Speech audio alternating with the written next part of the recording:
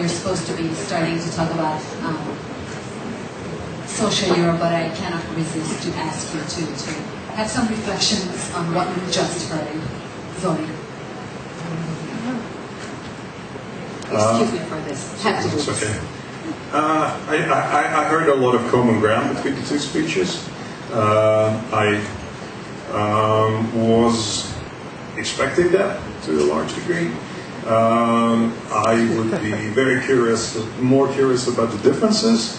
Yeah, I mean, that's something that we can discuss from now on. But I think there was a lot of even common vocabulary and common understanding, common diagnosis of where we are and what the issues at stake are in Europe, I think. Good afternoon, everyone. I think both speeches definitely reveal the fact that Europe is at the crossroads. The good thing is that we are starting to see that alternatives are being built. We are starting to see that the Eurotina, how Mr. Varoufakis very nicely put it, has a cure. And I do believe that together, coming from different sides of society, we can put our minds in the same basket and produce different solutions. Produce solutions that work for everyone, not just a few. Produce solutions that work for labor, not only for capital. Produce solutions that can take us out of this hole we seem to be in, hole that it seems like we are digging it ourselves. And now let me engage our third panelist, who was one of the speakers, and let's come back to the focus of this panel. Would you like to add something? Yeah, just of course, Yanis, we are not on the same footing since I'm on stage. Just as to the differences, I thought I had one, but no longer sure. In the sense that when you said, Yanis, that we no longer have democracy in Europe, when I said, well, our political system is working, catering for the 1%, and that is not democracy, so we may agree there. And I thought that you would say, well, we need to change the system so as for it to become democratic again. But basically what you say is that, well, we need to win elections ultimately. And we need to work within the current framework, because hoping for a change, an institutional change, is basically postponing it endlessly. So ultimately, I think that I agree there too. So the question is really one of strategy. I would agree with you that we have collectively failed. Reds, Greens, and well, those who really mean that democracy should work for everyone. I just want to say that it's not as if we have not come up with proposals, and we'll see when the DM proposals come up how they compare with what we have produced already. So humbly, I want to say it's not as if we have never made proposals. Interestingly, I would like to highlight, for instance, that in the German debate, back in time and now, the German Greens were the only ones to advocate Eurobonds and are the only ones to actively fight for what is really a taboo in Germany, that is transfer mechanisms, under the form of a European unemployment insurance and a truly, I'm not speaking of the Juncker plan, but a truly European investment capacity, and that means transfers. And in that sense, I mean, even in Germany, which is the country of the Vatican of the Pensée unique, as I like to call it, even there we try to make a dissenting voice heard. Not dissenting on everything, but on some of the key issues. So we are not starting from a blank sheet, but we must recognize, and this is, it's hard for us, all of us in the room, so far, we are failing to convince majorities. We are failing, we have to recognize that. Well, whatever good our ideas can be, we are failing, so we need to change the recipe, otherwise we won't win. Which brings us back to the focus of this panel, which is about social issues in Europe. If there is one thing that all citizens of the European Union might agree with, it's the frustration with the failures of social government and security. So why is the progressive left and the Greens and other forces of the future failing to get that message across, which can be felt on the skin of the people as opposed to the migration crisis, which most of the Europeans have no personal idea about. Yeah. Well, why are we failing? I can speak for the Greens. I have an idea on the other two components that I know a bit. I mean, on the social democracy now, and with the Greens, so don't worry, I'm not just criticizing others. Well, by and large, the social democracy is voting the Eurotina. I mean, it's not that they've done it reluctantly. The latest example is the French socialists who are basically embracing the neoliberal agenda wholeheartedly. I mean, the labor law is an example of that. I mean, and during the whole thing, I like what you said, Yanis, about Schäuble, who says that we should not allow democracy to change the rules. But you know, Schäuble can say that, but he can say it as long as within the Eurogroup there are no one else is standing up to say, well, I don't agree with you. And of course you were, but I mean, where were the other social democrats around the table? I mean, when Dijsselbloem is considered as a social democrat, when Timmermans, who is not on the Eurogroup, is considered as a social democrat, sorry, in my country they would be considered as ultra-liberals. When Macron is called a social democrat, I mean, where are we? So, I mean, when you are the social democratic family and the leading figures of social democracy are the Dijsselbloems, the Hollande, the Macrons, the Valls, the Renzi even, I mean, what do they propose as an alternative? It's just, okay, let's do like the others, but with a humane face. I mean, so that's probably the main reason why they are failing. When they do not have to carry the burden of their past sins, I mean, social democrats have also condoned corruption in many countries, clientelism certainly in mine, so they have a lack of credibility on that. I mean, as far as the Greens are concerned, you know, I keep saying that the Green identity is fighting for a more just, more sustainable, more democratic society. And I said intently earlier that we are not in love with the planet.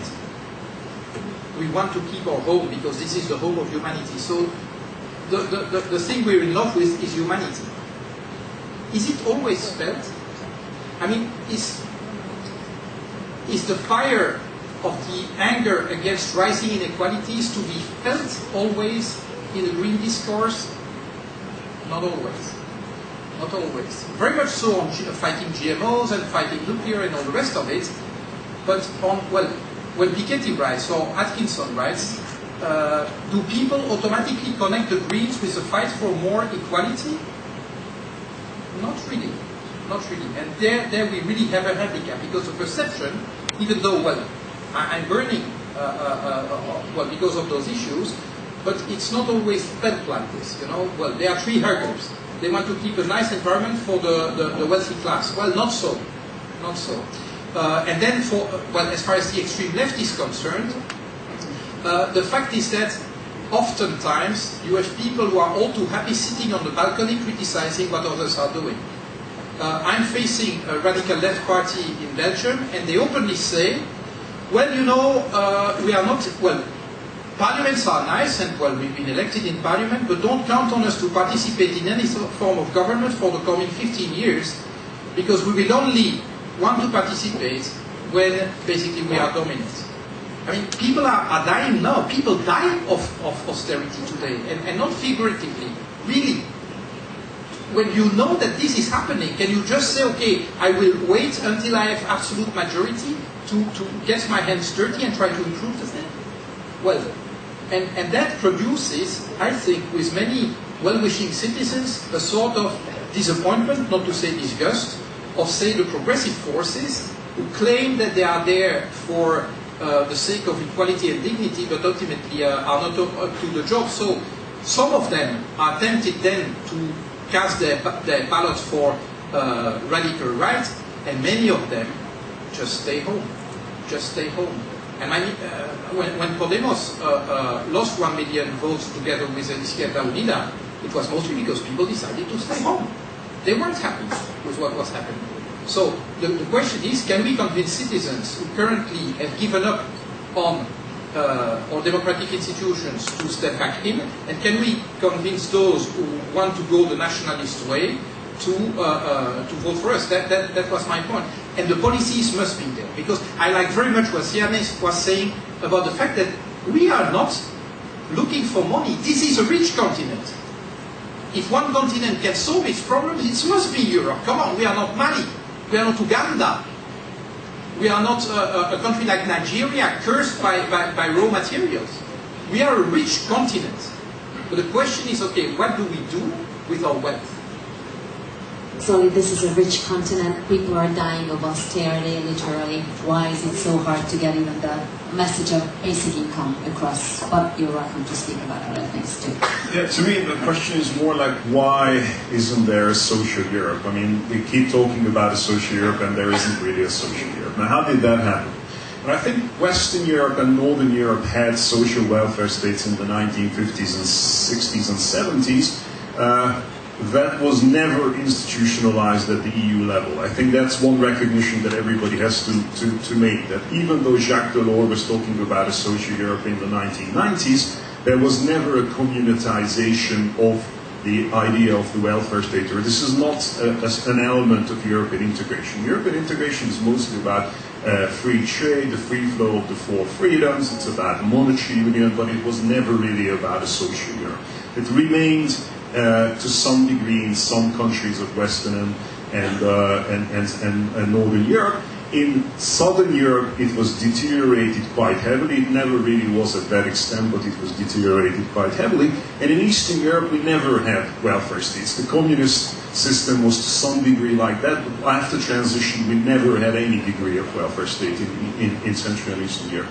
Now what happened in the 1970s, I think, is best described by the German economic sociologist Wolfgang Streeck, who says that because the welfare state gave a lot of rights to the trade unions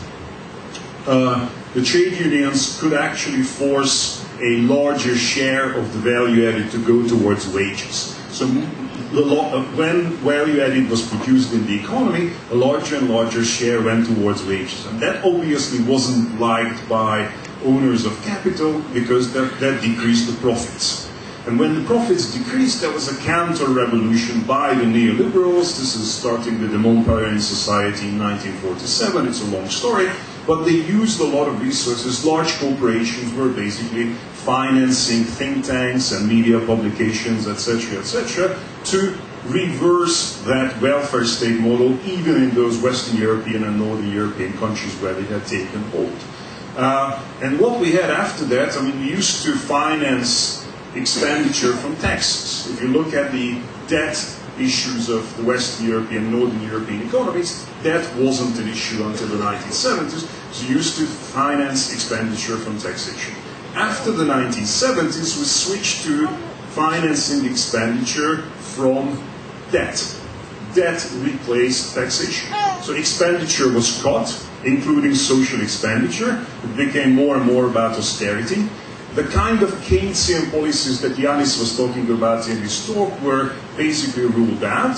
We saw that very obviously with the 2015 Greek crisis. To me, Syriza's Thessaloniki program wasn't really a far left, radical left program, as it was often described in the mainstream media. The Thessaloniki program was a mild Keynesian type of a program with a Nordic model, investment into human rights, a little bit of redistribution, nothing to do with the far left. So basically, even that Keynesian mild program was ruled out. So basically, what we have is institutionalized neoliberalism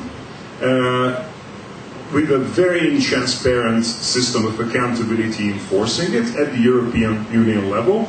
And social welfare states are at the nation-state level in Western Europe and in Scandinavia, even deteriorating there.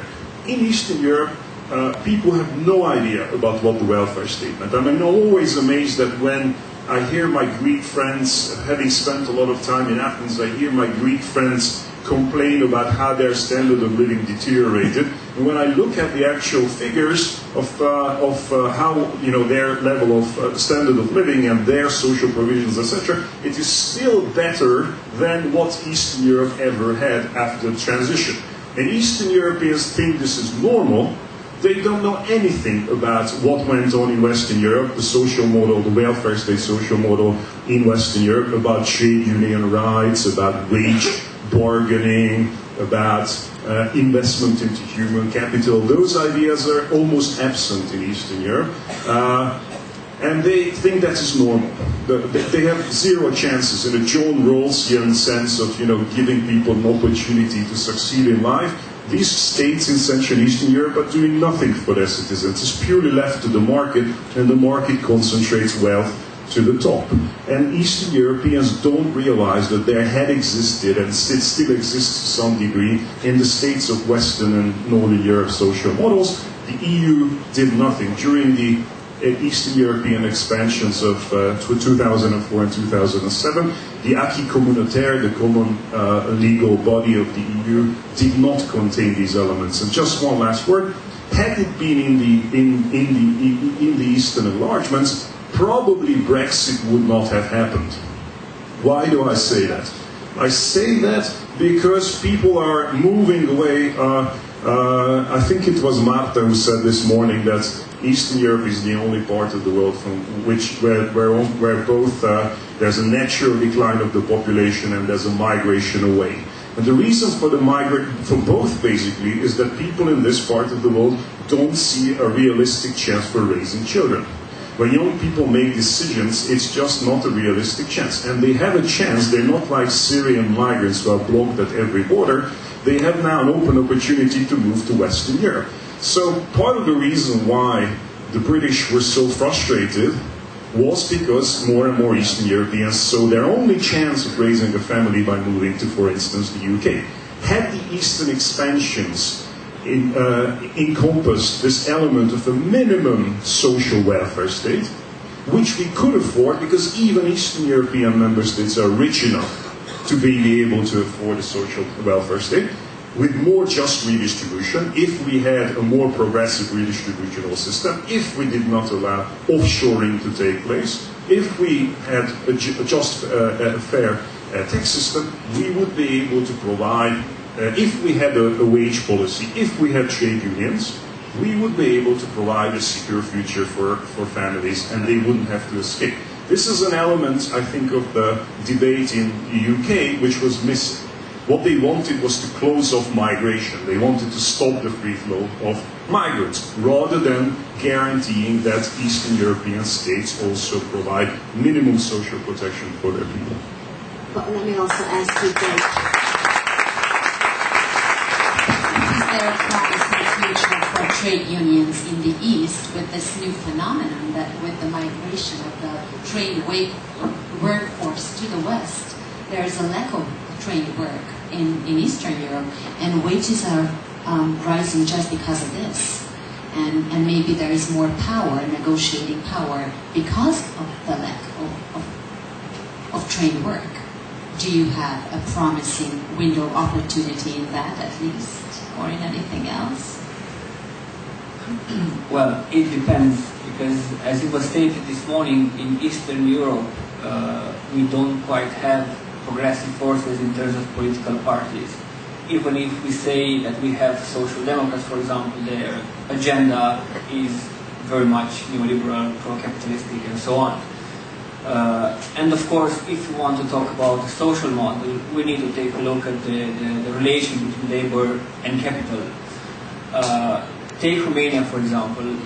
After the Troika intervention in 2010, 2011, the share of income going to labor as a proportion of GDP fell 9%. We are currently to 30% going to labor, 70% going to capital. And this is a major issue, a major issue. Going further, we cannot talk about a social model, financing a social model when corporations pay or don't pay any tax, or pay very little tax, don't pay any tax. Because one of the subtopics of the panel is transfer prices. Countries in the south, production platforms like Romania, it doesn't matter if you talk about auto parts or if you talk about highly qualified factories, how we call it, IT factories, programming factories, software factories, like whatever you want to call them. They're support centers. They're transferring all the added value to fiscal paradises or to homelands of the corporation and so on. Therefore, when we talk about this lack of qualified force, for example, in the IT sector, and the danger it poses to development and the losses it causes to the economic system in Romania and so on, in the debate you will never see a questioning of the labor-capital relation. You will never see a questioning of the weakness of trade unions to produce, let's say, a counterpart force in this relation. You will never see questioning why does, a multi-billion corporation receive incentives from a very poor country to settle there and to pay minimum wages. 44% of Romanian labor force works for minimum wage today. 40% of Romanian population is in danger of poverty or in social exclusion. Yet we are #1 in terms of economic growth. This is a paradox. It needs to be tackled. We need a society, not a trickle-up society, but a trickle-down society. And we have studies showing that, take the Nordic countries, for example, where we have collective bargaining at centralized level, there are societies more egalitarian, where inequality is at the lowest levels, democracy is at the highest level. Now, we see a shift from this type of collective bargaining to a mixture of sectoral and company bargaining to countries like the East, where we only have company level bargaining, and that particular bargaining very difficultly to put in place because of law provisions which were taken with no public consultation by some party, political party, assuming responsibility over it, promising the creation of new jobs, flexi security, and so on, will bring investment. We all know about this debate. We all heard them at some point, especially in Eastern Europe.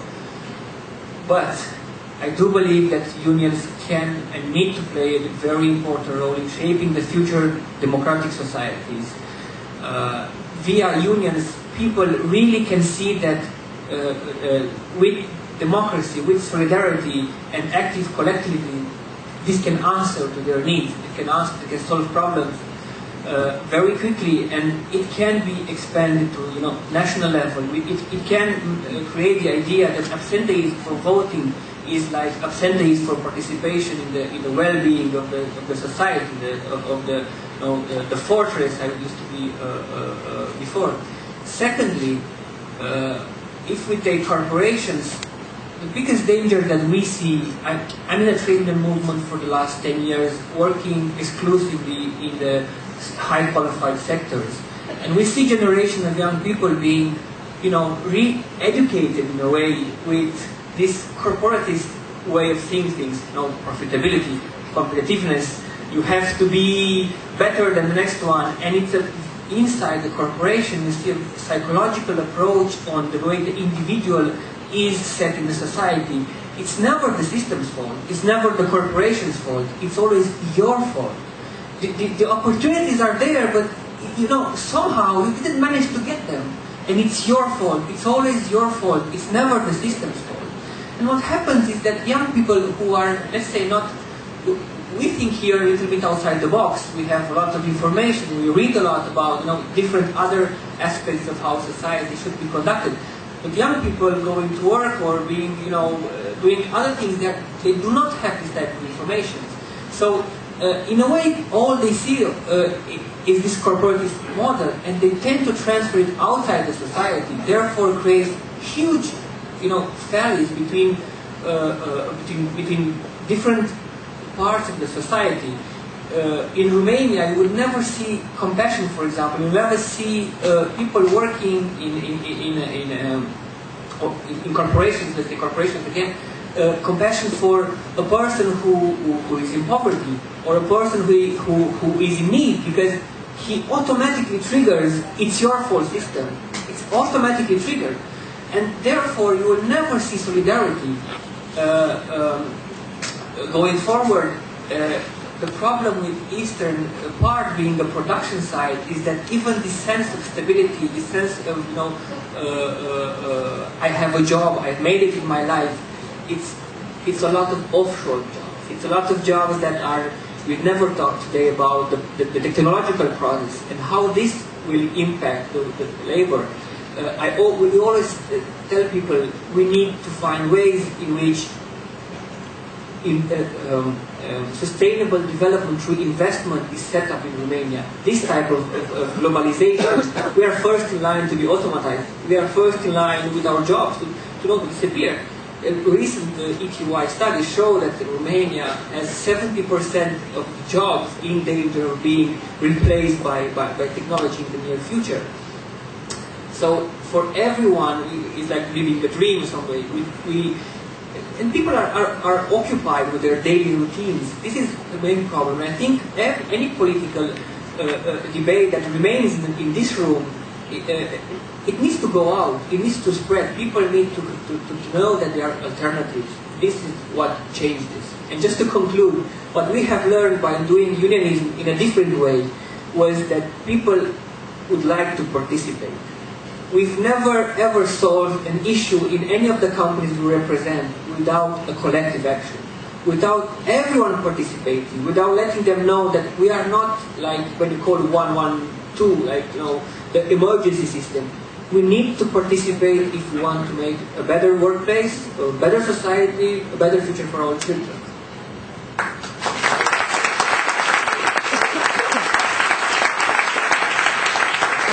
A new research just came out in Hungary. I just read it today in the paper, and if I remember it correctly, workers were asked about their number one priorities, number one frustrations, and I think inhumane treatment at the workplace was even above the low wages problem, even in Hungary, and that seemed to be a shock even for those who did the research. Why have trade unions not been able, at least in Eastern Europe, in the last decades, been able to transcend the nation state, and why have political parties not been able to form alliances with them and support them in that? I think the reason for that is because transition happened at a very unfortunate time. If you look at... What do you mean by that? What I mean by that is that when the Western European and Scandinavian welfare states were at their peak, that was in the 50s and the 60s, if your Soviet system had failed in the 50s or the 60s, that we would have been much more fortunate, because the Western blueprint would have been at the peak of the welfare state. At that point, Sweden had 90% membership in trade unions, for instance. West Germany had 80-something%. And collective agreements covered 80% of Western European workers. Now, that declined with neoliberalism in the 70s. And by 1990, when we had transition, and you must not forget that in former Soviet countries, trade unions were basically a rubber stamp of the political class. Basically, they had no real function. They basically agreed with everything that the Communist Party wanted. So people didn't have a historical experience of what trade unions are for. They had forgotten the previous times. And the Western Europeans were no longer there to help them and tell them, this is how our system works. For instance, this is one of the most shocking pieces of data I ever read. Wolfgang Streeck mentions that when Germany was unified, they found that trade union membership in the west of Germany had declined from 86% to somewhere around 78%, whereas trade union membership in East Germany was 21%. There was a massive gap between the two. East Germans never really understood the reason for why this is important. So we actually, and this is true not only of trade unions, but of the social welfare state in general. When we had transition, the Western European welfare states were already in decline. You had Margaret Thatcher, you had Ronald Reagan, you had François Mitterrand, who was basically a neoliberalized socialist. You had later Wolfgang Schröder, and a lot of similar figures, and basically there was no know-how transfer. The know-how transfer in the 1990s was about like the EU law. EU law had to be harmonized, and there was this false expectation that if you harmonize EU law, you're on a guaranteed path to some kind of development. There was no blueprint of the welfare state. There was no social welfare state within the EU acquis. So we were left without this knowledge, and the majority, the media and socialization in general in Central and Eastern Europe doesn't tell you about the role of these institutions. At least in Southern Europe they have a memory. I mean, in Greece, for instance, before the austerity, they actually had collective bargaining, and they have an institutional memory of, once that happened. And in places like Italy or Portugal or Spain, when the trade unions call for a strike, millions of people go to the streets. They have general strikes. I remember when Greece had the general strike every second week, I came back to Budapesten and I mentioned this to my friends, and the majority of my Hungarian friends asked me, what is a general strike? They had never heard of a general strike. They couldn't imagine what that was.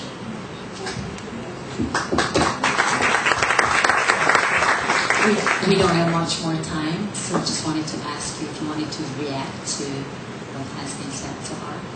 Well, the good news is that actually there's policies that we can change. And some say that tax policy and social security policy are no European competencies. Well, legally they may be right, but actually when we're looking at the reality, the European Union is heavily influencing both tax and social policy. Not in the direction we'd like. But if you look at the European semester, you see there every time recommendation to flexibilize the labor markets, to shift taxation away from labor but to consumption, that is VAT, which is not really a redistributive tax policy.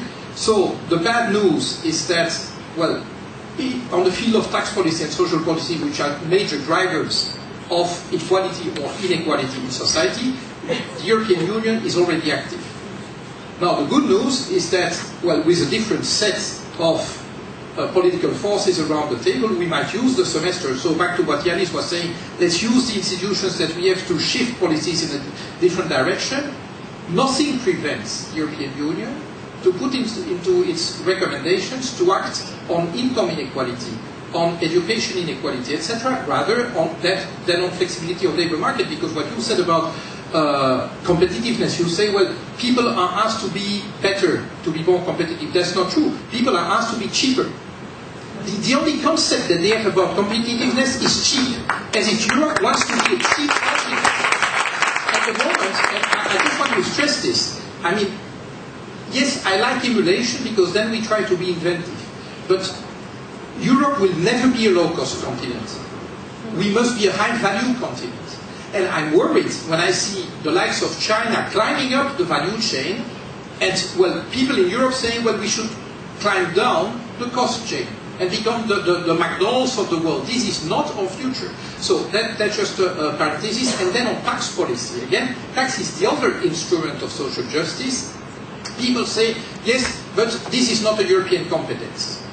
I mean, was coal and steel a European competence before we made the European community of coal and steel? No, it was not. But, well, the people in charge of policy said, well, we should do something about that. So the question is political will. It is not. Is it forbidden? Nothing in the treaty forbids European member states to cooperate on tax policy. I mean, right now, and I like very much what you said about corporate taxation, basically, the tax sovereignty is now owned by the corporations, because they are the ones dictating, because they play one member state against the other. Just imagine, I'm dreaming, but maybe not, that European member states say, okay, corporate tax in Europe is 25 or 30%. Now, plus or minus a few percentage, depending on whether you are a peripheral country or whatever. Then, who dictates? Well, it's for democracy. Because do you think that Apple might say, well, you know, I don't like the taxation system here, I will not sell in Europe 500 million inhabitants, and amongst the wealthiest on the planet, on average, don't forget the inequalities. Well, no, of course not. Our weapon is access to market. But we need to have the political will to build it. And that means my priority would be European social union, European tax union. These are really the priorities. Now, on some stuff, you need unanimity, but on many things, you don't need unanimity. You need majority. And that's where we need to go. what is becoming a low-cost continent have to do with sustainability is the topic of the next panel. Thank you very much.